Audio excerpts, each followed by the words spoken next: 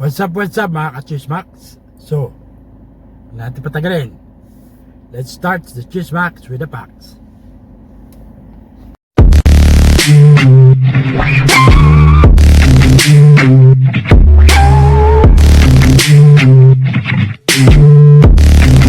Nag-high na kahapon October 9 ang kanyang Certificate of Candidacy o COC ang veteranong aktor at apo ng political clan na si Ramon Raymond Bagatsing III para sa pagkaalkalde ng Maynila sa ilalim ng Partido Federal ng Pilipinas o PFP ni Pangulong Bongbong Marcos Jr. Hindi naman nababahala ang aktor sa kanyang mga makakatunggali na sina dating Manila Mayor Isko Moreno at ang kasalukuyang punong lungsod na si Mayor Hani Lacuna. Ako po ay hindi naghangad ng pwesto, hindi nag-ambisyon, naghihintay ng tawag na maniniwala, naghihintay ng mensahe sa taas dahil ako ay naniniwala na kung totoo ang iyong layunin, na hindi ko kailangan makipaglaban at maraming tapakan para lang tumulong. Naniniwala ako na sasang-ayon ang panahon, sasang-ayon ang tadhana para kami ngayon ay nakaupo ngayon sa harap niyo at inaalay ang aming pagsisilbi sa Manila.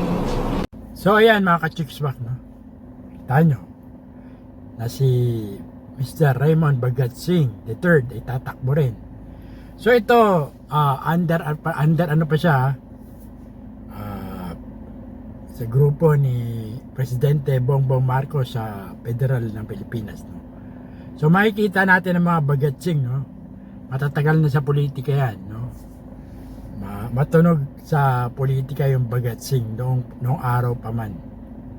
No, dahil mga politician yung lahi ni Raymond Bagatsing noon pa.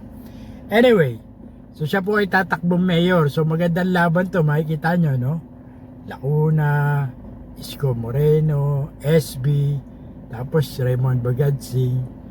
So marami, no? Maraming pagpipilian sa Maynila, no? For mayor.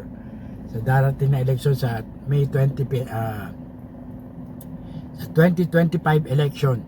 So makikita natin dito, no? So malalakas ang laban, no? Yung mga tumakbo ay mga kilala talaga, so talagang dikitan, siguro panigurado ang laban na ito, no? So makikita natin dito sa Maynila na yung mga dating pangalan Bagatsing, malakas po yan, no? Mga veterano na sa politika yung lahi ni Raymond Bagatsing, no? At malaki rin nagawa niyan sa Maynila. So anyway, ang pag-uusga naman nasa Manileño pa rin, no? So mga taga Manila pa rin na mag-judge niyan. So abangan natin yan mga ka-Chismax. So na-share ko lang to, no? So comment down below mga ka-Chismax. Hanggang sa muli. Excuse me po. Hanggang sa muli.